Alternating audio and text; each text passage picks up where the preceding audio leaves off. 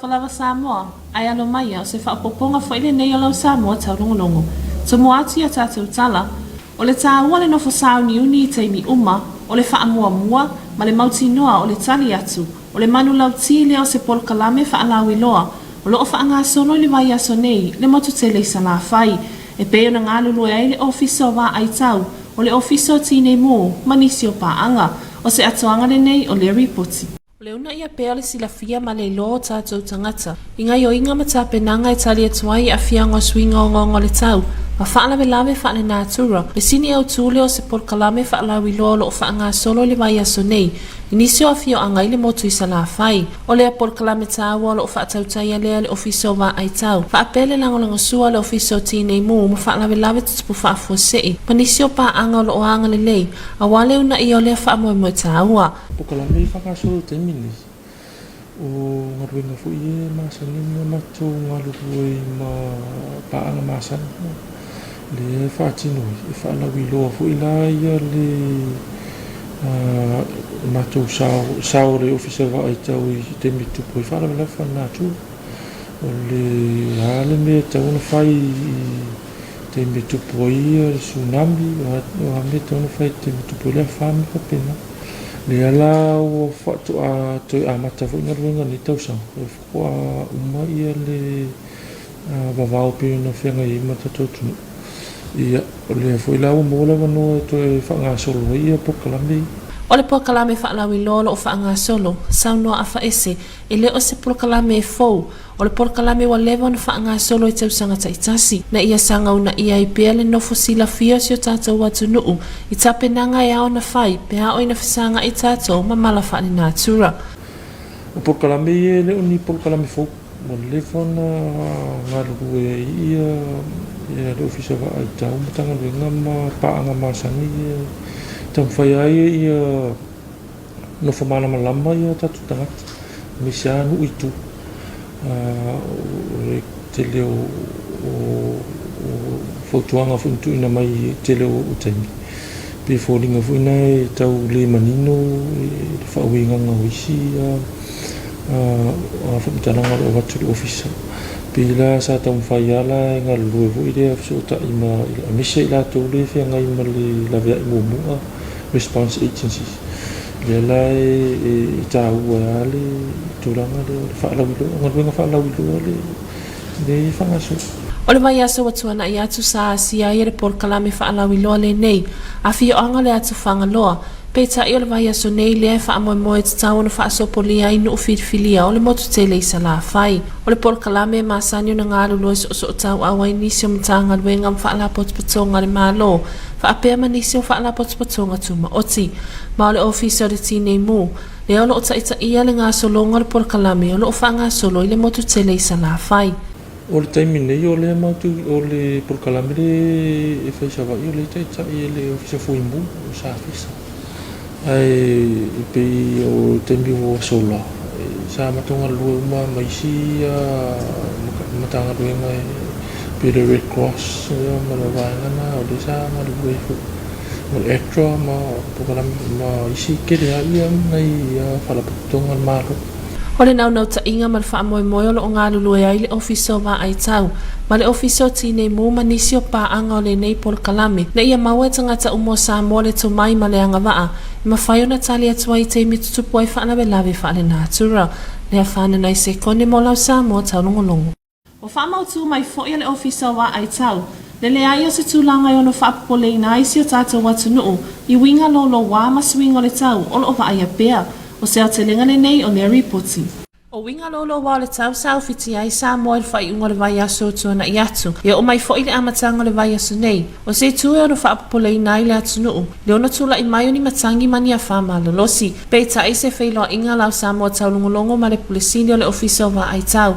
Na whaailoa mani noa ia le awhionga ia a whaese. Le aia se tūlanga o no whaapole nai le atu nuu. I winga lolo wa le tau o lo wa aia. Ai o swinga o tauri te mine. O le woto e fo ia Samoa i winga fuinga tau mafua mai i Savili. A malo se Savili o amata fuinga na whaatupula ia au ma o itim. I mai lea taimi. Ai o tulanga ia tau o whae lai titi lau sea wano.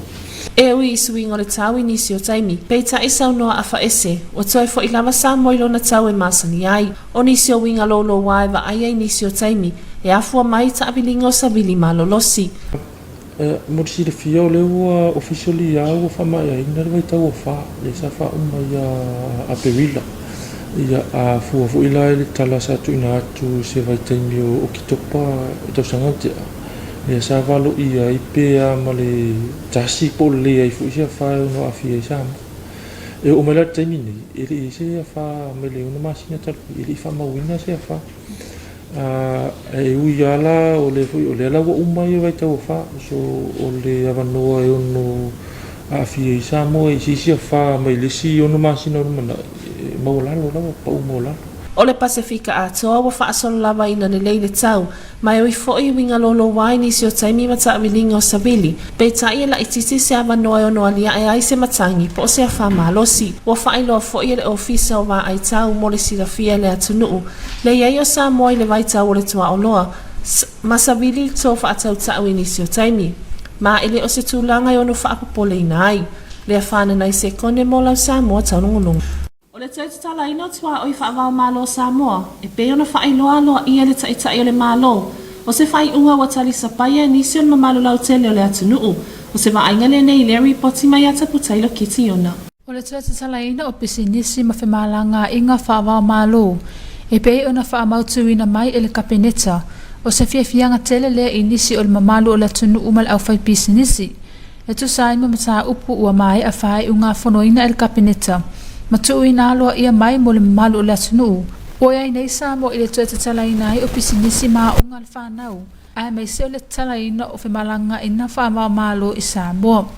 A tonu o le mafua anga foilea o le whaaleo ina ai o le loto fia o nisi o le mamalu lau tele o le atunuu ia vaenga.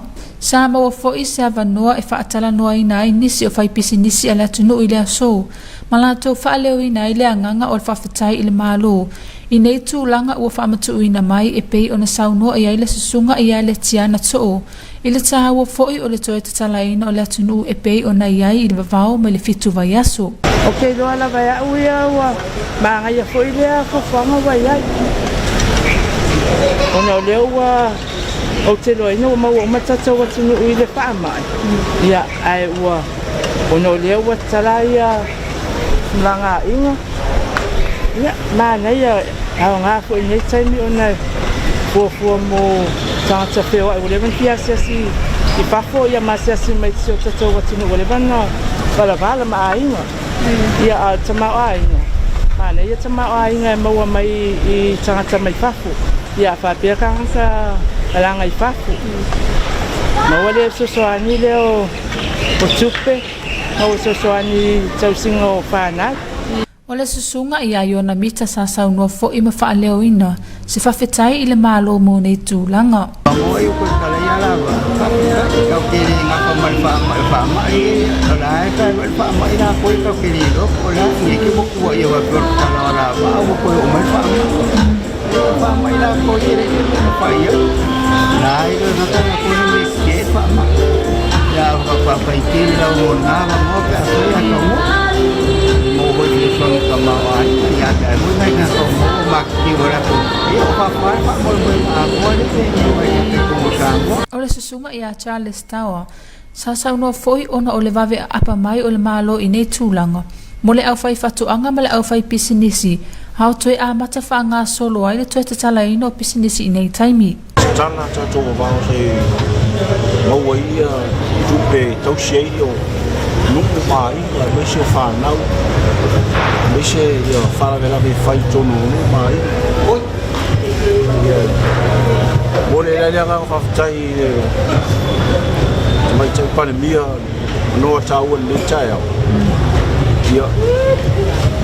ia fia le tonu o toe tala manoa sa me se wabao se tau tunu.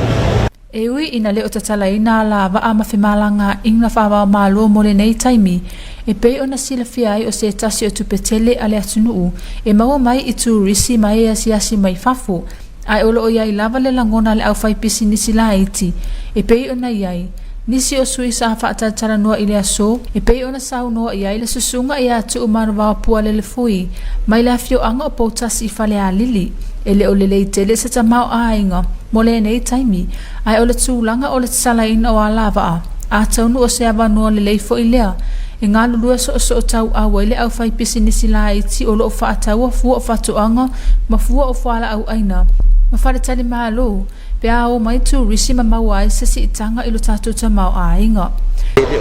Ele o lava fo itanga ta whaatau taimi, o le tele au taimi, ele o ibanga nā ia weekend e stoa ia o taimi nea lo rofi me tatu atu mo o whanau ia palo au a ia matau mawhai asa.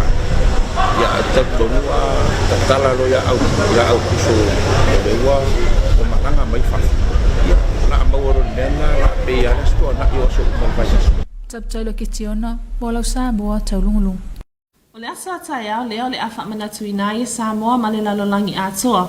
Le aso e whaatawa i le iniseti o le pi, ma lona sautawa le siusi o manga, o se ripoti le nei mai atapu tailo ki tiona. Isa sauruanga au tu a le minista o whatuanga mawhai ngā whaiva, le awhionga i ala au le mali atoa le watea polota i vau Foster Smiths, isa pepa o whamatalanga tu ina mai, e momoli aloa ia mai ai se whi au tāua, i le whamana tuina o se aso tāua mō whaatuanga langomele i le lalolangi.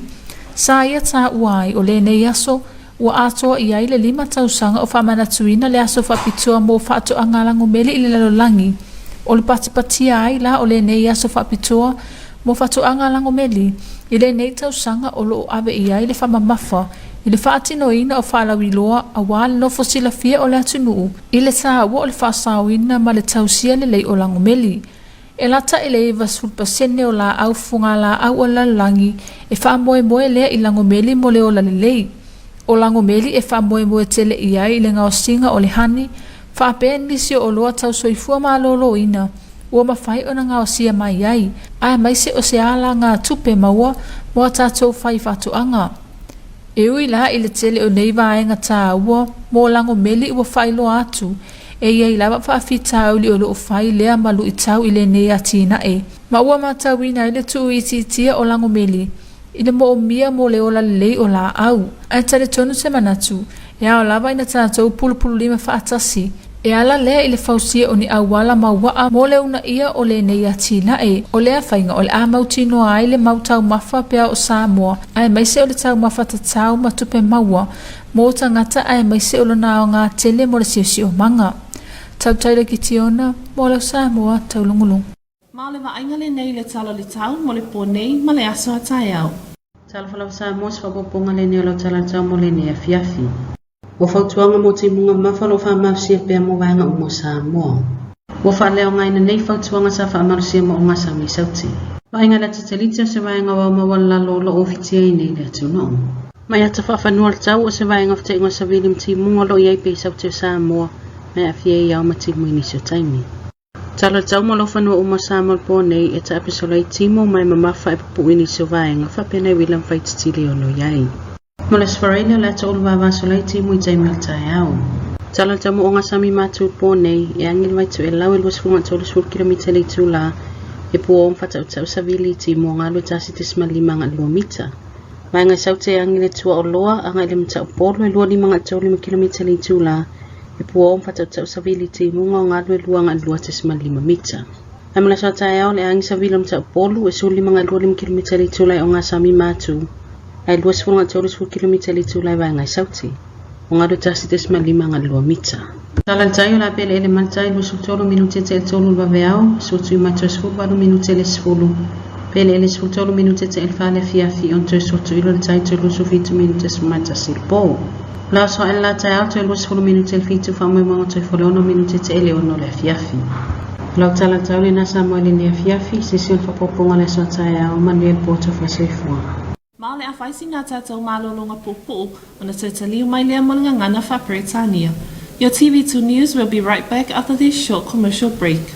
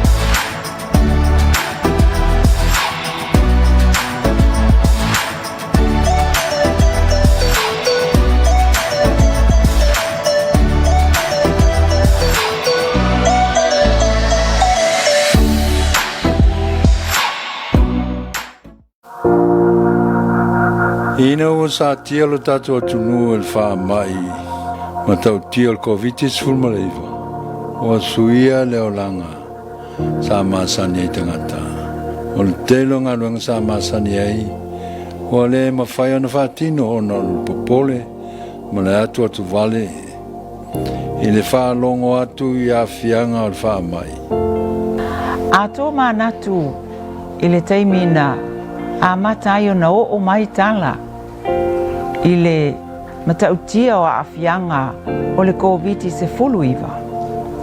Sa langona lava le popole. Ona o le manatu a lofa i le tele o tangata ua mali li wai. O tātou no nofo o tātou whale mō le pui puinga. Ato foi man wha no manu i le atua mō se fisoswani. Oa whamalosia ma whatauaina le soifua tu mamā mō tangata oma. O tātou whioa i matali fufonga i no whanga e tumu ai tangata.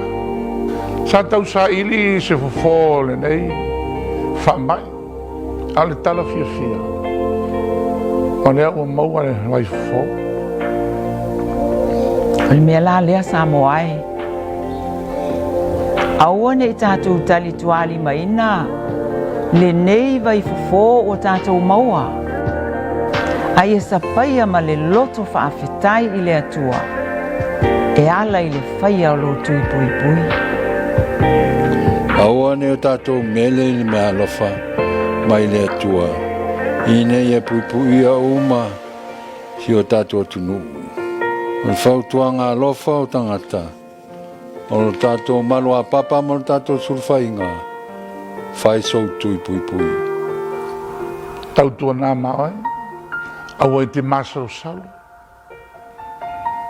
Ai a whailo tui pui pui. Aua a whailo tui pui pui. O pui pui a oe. O pui pui a lo ainga.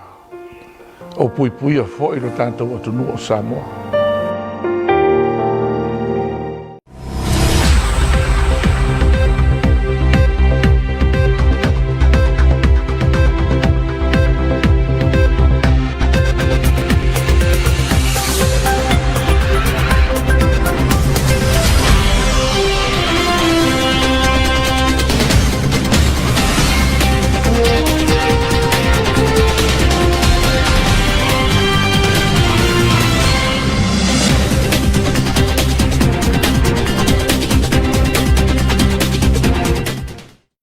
Samoa, here's your TV2 news for tonight.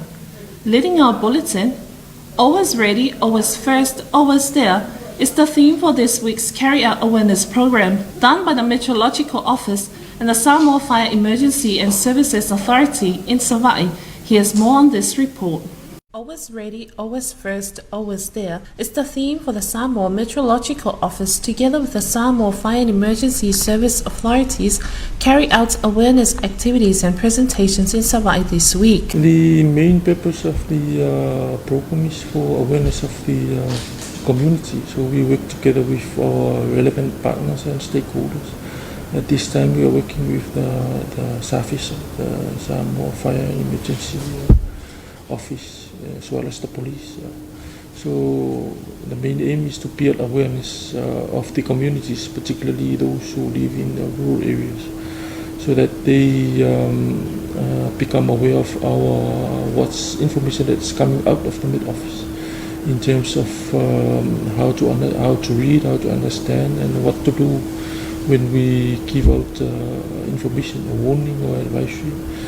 We have from the past we experience, and the people are calling in and they express their concern on the issue of understanding what action needed to be done when there is a warning or advisory coming from the Met Office. So we try to solve this issue, and by working with agencies and the relevant partners, particularly the response agencies. It is a good way for our community to be prepared in times of natural disasters, especially these new changes in the lifestyle due to the COVID-19 pandemic. Lea whanai se kone for your TV2 News. The Meteorological Office has now confirmed that there is nothing to worry about the weather's condition that we have experienced. Here's more on this report. Last week, the whole country was having difficulties due to heavy rainfall and some areas with strong winds. Even this week, we are still having heavy rainfalls in some areas. Today, your TV2 News visited the Meteorological Office for a clear statement with the weather we are dealing at the moment.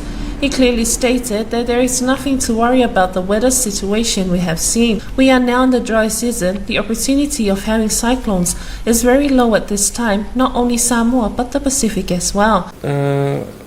The official tropical cyclone season was ended on April last month. So we are now moving into the dry season, and at this time of the year we are expecting and we are anticipated trade wind weather. The chance for a tropical cyclone is very low at the moment, and so from now on into the next 6 months we will expect this kind of trade wind weather, and we are also expecting the air temperature to drop a little bit. So we will expecting some cool temperatures, particularly at night time. And also this doesn't mean that we will not get rain. We will expect some rain from time to time, but in terms of tropical cyclone, it's very low chance. It is a must for our community to stay safe and be prepared in all times. Lea whanai se kone for your TV2 News.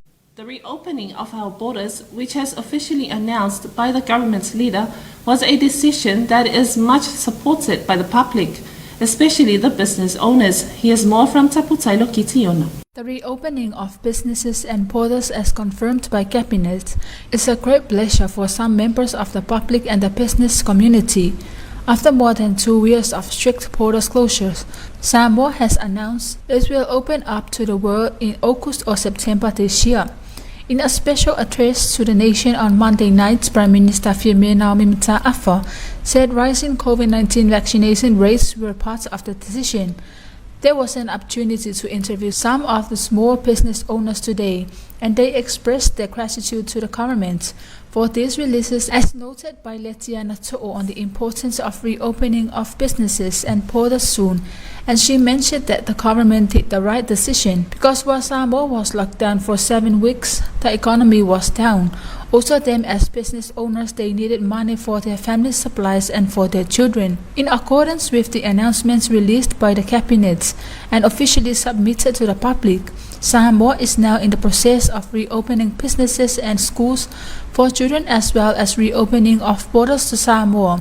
This may also be the reason why some members of the public have expressed their interest and their opinion earlier. Some of the business owners expressed their opinion about the reopening of business and borders, as they acknowledged the government for doing this, and it will help the economy of their families, also the development of Samoa. From this month, overseas Samoa citizens will be able to travel home for various purposes, as well as those contracted to work there. Critical to this decision are the current rates of our vaccination program, amendments to quarantine conditions, and the opening of borders of our neighboring countries like Australia and Fiji, as well as New Zealand. In an address from Apia, the Prime Minister announced an easing of local COVID restrictions, including the resumption of teaching in schools and extensions of business hours. The reopening of business and borders can help the economy of Samoa, the development of all business and the government. Taulogologo for your TV2 News. Tomorrow will be celebrated by our nation and the whole world as the World Bee Day, to celebrate the importance of this insect species to the environment. Here's more from Taulogologo.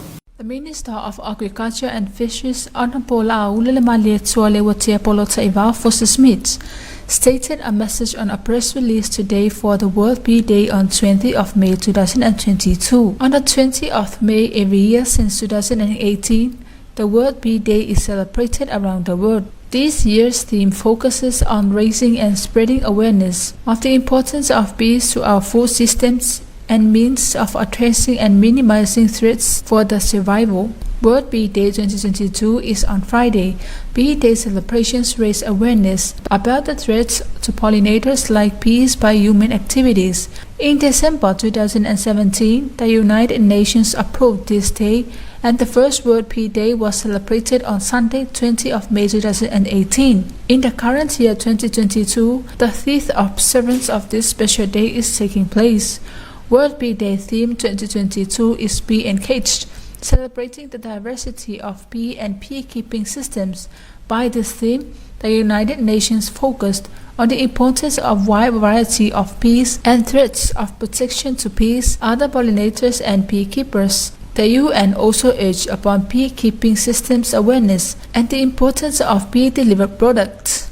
This theme of Bee Day 2022 provides a direction for all the celebrations of World Bee Day 2022. Close to 90% of the world's wildflowering plants rely entirely on bees for pollination. Honeybees not only pollinate crops we so depend, but also to provide honey and other healthy products for healthy living styles and income for our beekeeping farmers. However, there has been a decline in bee populations, putting their survival and our livelihoods from beekeeping activities at risk. Subtitle Kitiona for your TV2 News. And here is your weather forecast for tonight and tomorrow. Greetings Samoa, here's another edition of your weather bulletin for this evening. Heavy rain advisory remains in effect for all of Samoa.